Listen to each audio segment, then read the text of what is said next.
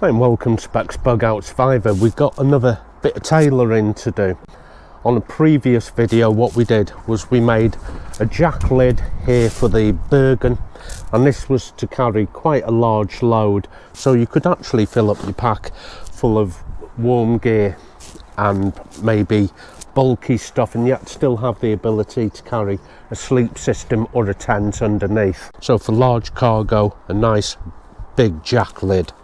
And as you can see, there's a lot of space. So what about something a little different if you don't want quite so much upper ability to carry a large system or equipment? Well, we can use the existing lid that came off this, strip it right back and just make either a floating jack lid or a fixed jack lid. I think I'll make mine a floating jack lid. Now this can be done either with a piece of Gore-Tex from a bivy bag, and you can make a giant flap that comes right over and it would cover the width, keep everything waterproof on top, come down about halfway up to the front. Or we can make something out of the existing top lid, not out of the Gore-Tex bivy, which is what I'm going to do. So I think I'll have a float of somewhere around hopefully 6 to 7 inches, so I can still float equipment and yet have the ability to strap down to get this back down to 65 litres. So 65 on the main capacity up to here, and then a 25 litre snow collar here, and that will total 90 litres. And the former lid, which has a pouch underneath and on top, one on the front, combined brings it to 100 litres. It's a shame that the main capacity of this, the main chamber, isn't 100 litres, but there's where my Dutch Army low alpine Saracen comes in, because that is 100 litres main chamber, and I like it a little bit more than the CS95. So let's get started and have a look at the existing lid, and I'll tell you the reasoning why I'm doing this. So let me introduce you to the top lid, which is a 5-part lid. It has a top pouch, an inner pouch underneath, and 2 sections either side which are elasticated. I've pulled them all apart into the 5 components, and I'm only going to use this piece of the top lid. So the top lid will have a zipper here, a pouch, and this is good to take off and actually use as a basher pouch elsewhere on your pack if you've not seen that. So let's remove that. I've no requirement for that. I've taken off the half moon arcs, which, like I said, slightly elasticated. That's lost its elastication. That still has a little bit left, but that's dead. May as well chuck that. And these are half mooned, as you can see, and I'm going to keep the material to make patches on other kits, so never throw these little bits. And that just leaves this section. Turn it over and it has a section here. I can unzip it and keep my wash kit under there, or whatever you want, spare batteries, things like that. And that was removed, and it just leaves this section here. I've got a little bit of tidying up to do. It is going to be a super lightweight jack lid. And as I said, there are some people years and years ago who used to cut a very old bivy bag up and sew it, both parts, hemmed it, and then fashioned something very similar to this. The extra webbing will come from the float here. Like I said, probably 6 to 7 inch float, so I need quite long webbing straps. And we should already have webbing straps from previous modifications we've done. So if you've been following the tailoring series, you should already have a box of tricks. Let's have a look at what I'm going to use. And I've got a lot of work taking all this existing stitch work out and tidying it up, and like I said, tidying up the edges. But what I want to do first is reattach the strap and buttle. Then we're going to come back to the back of the pack, which is going to be slightly different. So if you haven't already cut your top lid off ready to modify into a floating lid, I hope you have, because that's a big improvement. You can just keep your floating lid, and you can just remove the inner pocket underneath and the top pouch, and that would be good to go. But I have removed the side elastication. There's no need for it for me. It just has to keep raindrops out the top and also allow for a pad to go underneath. I just want to see if I have enough. Yeah, great. That is going to be better than it was originally. So I'm going to reinstate the female part onto this little bit of fabric webbing I have left over. I've got just enough for it to hook around and reinstate with some stitches there. The back of the Bergen is where the extra straps are going to be housed. And what I'll need to do for the back of that is I'm going to put the fixture here sewn directly onto the pack, rather than putting your buttle fixture onto a webbing then onto the pack. Marry up the other side here and mock out the front. So I'm going to have a look through here for a webbing slide. So I don't want a three-prong male like that or anything. It'll look like one of them. Now that is a webbing slide. Now that's for 25mm. I want one for 50mm, and I found one here, and I'll probably find another somewhere else. So I've just been away and tidied all this up, and it has, let me see, 1, 2, 3, at least 4 layers within the hem. So that is a lot of Kujura fabric, and it does have the PU on the back. Where I've removed a lot of the other work is also left stitch holes, you can see here, and if I hold it up to the light you can see straight through the stitch holes, and maybe you might want to think about taping them up. I've fixed on the 2 female clips. All that remains now is to put 2 pieces of webbing down the back here and here.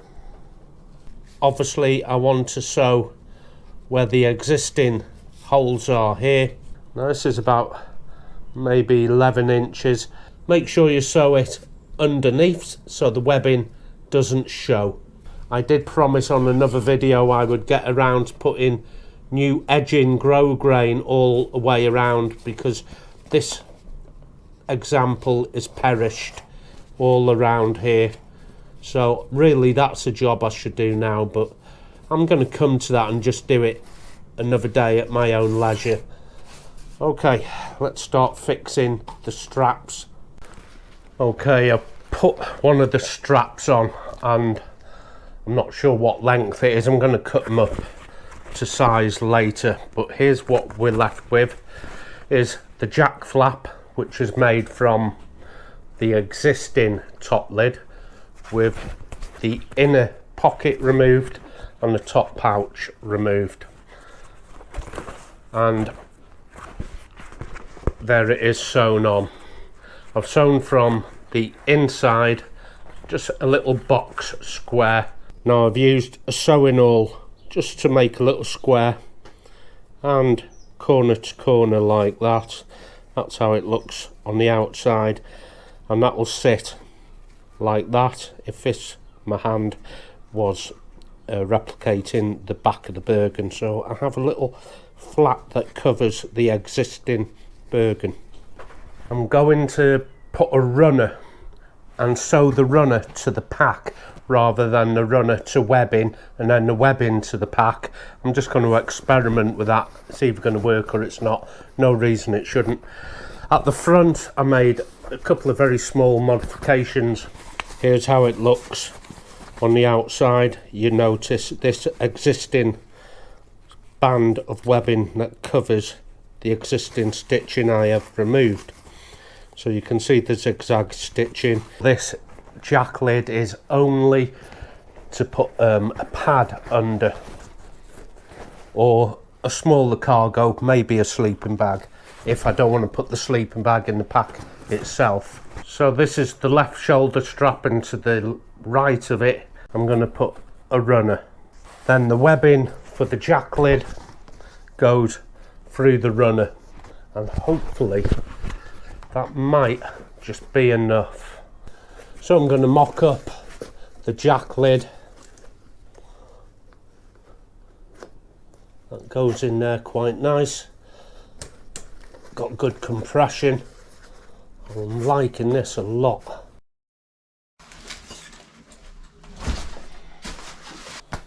We have a functioning end product here. I've finished doing the straps, which I'm going to show you a close-up of in a minute. And I do want to add a velcro for the centre. I've already made the start on it. So here's the jack lid with the webbing, and the webbing comes through this slide here, and it's the same on both sides. I just need to thread it all together. Now that has worked really well. I do want to add the last bit of velcro for the hook and the loop. So this is the jack flap. These are the webbings that go to the back. This is the hook ready for the velcro, and I'm going to place it where I need it, which is somewhere in the middle. I've loaded up a sewing awl, and the sewing awl thread is 150 denier waxed thread. You can buy that on eBay. You can buy that on Amazon, anywhere like that. I'll start off by pushing the needle through and just pull back on the sewing awl to create a loop.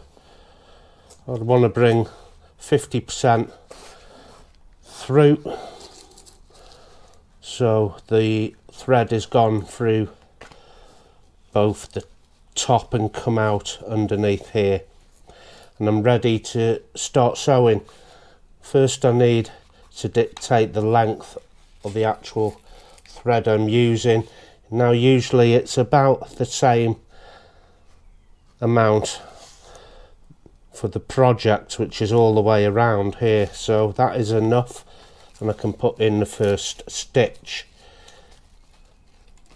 Now there is a full how-to guide for a sewing awl on the channel, or you might just want to take notes now if you don't know how to use one. The next stitch is going to be the first stitch, and you can make your stitches as big or as small as you want.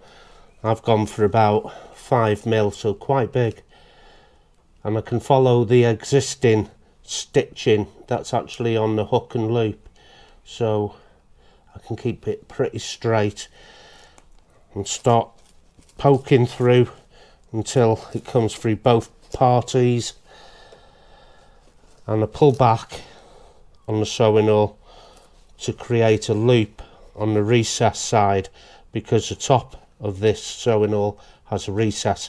It's flat, so it's created that loop. I can just take the thread and pull the tail through that thread and pull the sewing awl out and just nip up on both sides,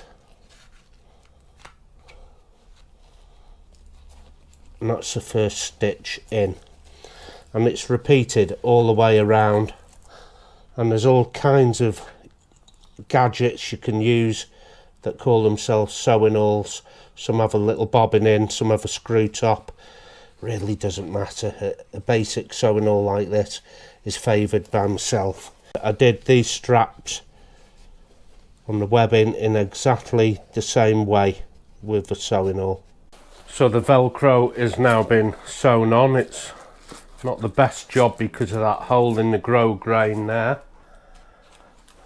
but never mind, I'll get round to fixing that. It's just a matter of putting it all back together. So the jack lid over the back and through the webbing. So as you can see, the lid now is fully detachable as well as being floating, so it makes it a free floating lid.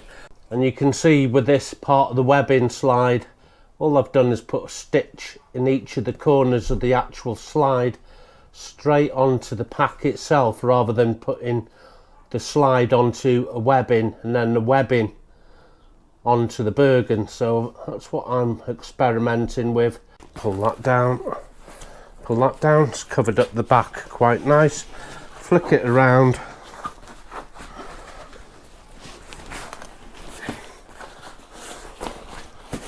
and just do up the straps as usual from the front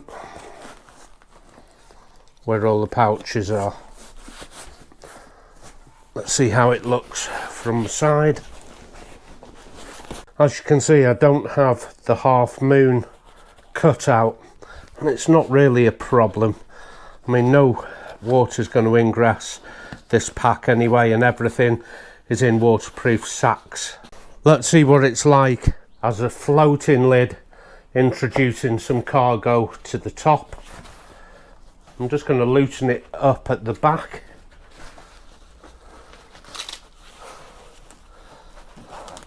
Unhitch the velcro and bring the jack lid forward.